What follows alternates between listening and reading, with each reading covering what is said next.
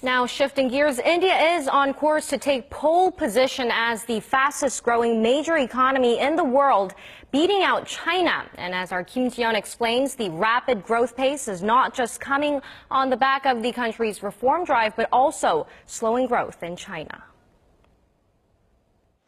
Leading financial institutions, including the International Monetary Fund, say this year India will post a faster growth rate than China for the first time in 16 years.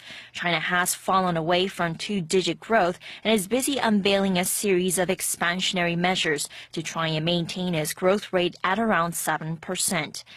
On the other hand, India, spearheaded by Prime Minister Narendra Modi's economic reforms dubbed Modinomics, is sailing. The IMF projects India's growth rate to reach 7.5% this year, thanks largely to an anti-corruption drive and measures that aim to attract investment to the country's manufacturing and infrastructure sectors. Modi is emphasizing India's 3Ds, democracy, demography, and demand. Like China, India is one of the most populous nations in the world with a large youth demographic. But unlike China, India is a democratic country.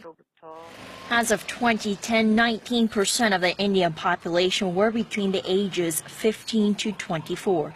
Despite these conditions, the researcher cautions that a shift towards economic powerhouses depends entirely on the government's commitment to carry out its economic reform plans.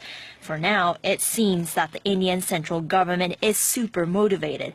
It announced plans earlier this week to boost infrastructure spending by $11 billion this financial year, on top of its original plan to spend $137 billion on its railways over the next 5 years. Kim Jani, Arirang News.